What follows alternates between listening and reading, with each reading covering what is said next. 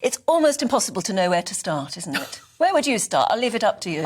What will you tackle first? It's an incredibly difficult balancing act that the Chancellor and the Prime Minister are trying to find, isn't it?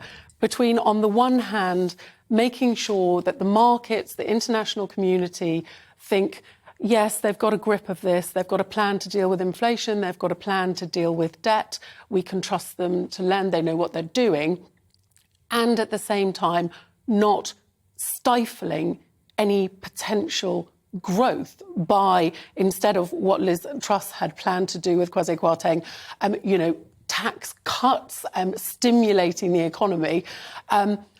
They still want growth. We still need growth desperately, don't we? Because the economy productivity has flatlined, hasn't it, really, since the financial crisis? So, but they are planning large tax rises, cuts to public spending, to be seen to be credible. But what effect is that going to have on businesses at a time when inflation is rising, budgets are squeezed, and everybody really is feeling the pinch? But is there a sense in all of this, do we and again, a lot of the problem with this is it's guesswork at this stage, isn't it? Because we're not going to know till the 17th when all this comes out. But is there a sense that he's saying, right, knuckle down now, we'll flatline for 6 months and then look at what we can do. Once we've sort of filled that black hole in a bit, we'll then see what we can do to stimulate growth. I think so. And certainly the growth plan that we're hearing this morning in The Independent has currently been shelved. There's hopes that they will be able to bring that in the spring. So I think the message is really tough times now, but let's double down and better things will emerge down the line. The problem is, of course, that nobody knows, and not even economists, because, of course, economists often get these things spectacularly wrong too.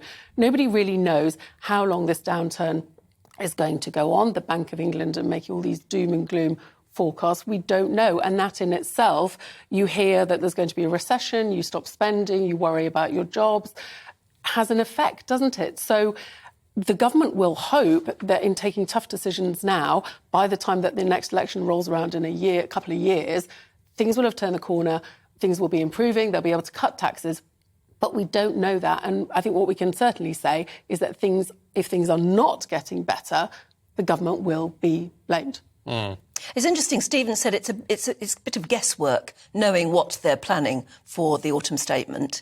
You just wonder as well whether it's a bit of guesswork even when they're meeting around the cabinet table trying to decide what to do. You do, don't you? I mean, there must be so many different opinions. How will they ever decide where to go and what to do?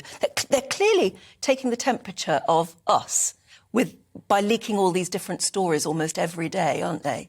Yes, and I think obviously we will know on Thursday when we know officially, but I think what is very clear is that although they're not going to be raising headline rates of tax, a lot of us are going to be paying a lot more in tax because of these freezes to tax thresholds. So taxes are most certainly going up, even if they can say, oh, well, we haven't raised the income tax rate or whatever. I mean, the Institute for Fiscal Studies was saying if they keep with all these threshold freezes for another 2 years, it's effectively like putting 5p on the basic rate of tax. Can you imagine the uproar if they did that? But that's stealth tax, isn't it? But in a way, that's not a bad thing, is it? In that it raises taxes without us all throwing our toys out the pram. Yeah, and it may be necessary, but I mean, some potential good news.